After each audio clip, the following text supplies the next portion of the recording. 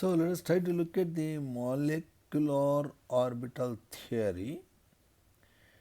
Perhaps the only theory that explains why oxygen molecule is paramagnetic. This theory visualizes a kind of molecular orbitals formed from atomic orbitals or even hybrid orbitals of interacting atoms. You know, an atomic orbital is essentially one which is focused around a particular nucleus. Okay, every atomic orbital, whether it is 2px or 2py or 2pz or 2s or 3s, whatever, it has one atomic orbital has one nucleus, and in molecules like H2 there are two nuclei. According to molecular orbital theory, these nuclei is surrounded by molecular orbitals, and these molecular orbitals can be bonding molecular orbitals or anti-bonding molecular orbitals. These are two categories. Based on whether the electron is there in BMO or ABMO, we can predict whether the molecule forms. If yes, what is the strength of such bond, and whether the molecule is paramagnetic or diamagnetic, etc., can also be decided by looking at the way the electrons enter into the BMOs and ABMOs. In fact, we will write the electronic configuration of a molecule specifying the order and the number of electrons in available BMOs and ABMOs. So at the end of this lecture, you will be able to write the electronic configurations of molecules and decide whether this molecule really forms. If yes, what could be the strength of such bond in terms of bond order, and whether it is attracted by magnetic field, that is whether it is paramagnetic or it is repelled by external magnetic field, diamagnetic. So these are the things we arrive at the end of this lecture. Now, according to molecular orbital theory proposed by Mulliken and Hund, almost 88 years back in the year 1932, we say that the atomic orbitals of interacting atoms combined together. This method is called linear combination of atomic orbitals, gives rise to molecular orbitals. If two AOs are combining, you get two MOs, molecular orbitals, half of which are high energy anti-bonding molecular orbitals and half are low energy bonding molecular orbital. The linear combination happens between those atomic orbitals of different atoms which have comparable energy and also which have same symmetry. This is very important. Notice, if say 6 atomic orbitals are combining, you get 6 molecular orbitals, out of which 3 are anti-bonding molecular orbitals and 3 are bonding molecular orbitals. That should bear in mind. Once you have the molecular orbitals, you can arrange the molecular orbitals in the increasing order of their energy, and in these molecular orbitals, electrons are filled as per Aufbau principle.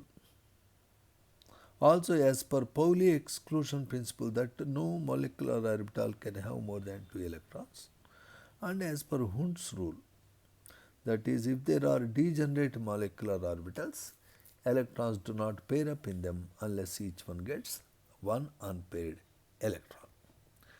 Now, as you know that the molecular orbitals are formed by linear combinations. So, for example, psi is the orbital wave function that describes a particular orbital of atom A, and psi b is the orbital wave function that describes the electron behavior in the orbital of B. So both these orbitals have comparable energy and same symmetry, let us suppose. When they combine together, you are getting a molecular orbital. Now, you know that psi orbital wave function as such has no significance, but psi square represents the probability of finding an electron. Due to the linear combination of these two, the psi square in the molecular orbital can be represented like this. It means that the probability of finding an electron in a molecular orbital can be represented by psi square A psi square B plus 2 psi A psi B. It means that in this molecular orbital that exists between say two nuclei, which is formed by linear combination of AOs, the probability of finding an electron between these two nuclei is not just equal to the sum of the psi squares of individual atomic orbitals, but it is a little more. It means the repulsion between these nuclei, because both have positive charge, is minimized by this electron cloud, which is probability of this electron cloud increased due to addition of these two atomic orbitals. This type of combination of the atomic orbitals is called as in phase combination or a positive interference or addition. There is another possibility. When the wave functions are getting subtracted, that situation leads to the orbital wave function of a anti-bonding molecular orbital. We can represent like this. In this case, the probability of finding an electron in anti-bonding molecular orbital is equal to square of the above, psi A minus psi B whole square. That is equal to psi square A plus psi square B minus 2 psi A psi B.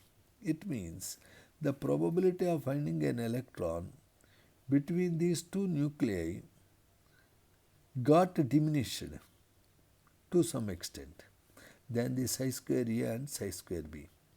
This type of combination is called as destructive interference of waves.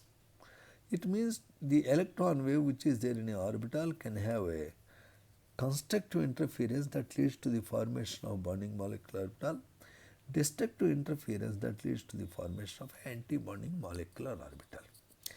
Okay, and you know the total number of molecular orbitals formed is always equal to the total number of atomic orbitals combining together. Now, the atomic orbitals, for example, if you have a set of p orbitals px, py, pz,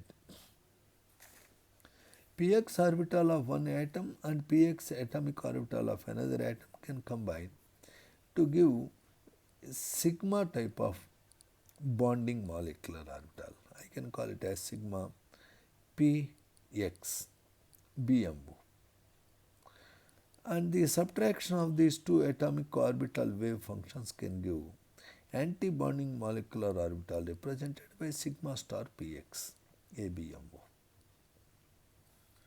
Once in a set of p orbitals px, py, pz, if any two fellows of two different atomic orbitals combine to give sigma type of BMOs and sigma star type of ABMOs, the remaining two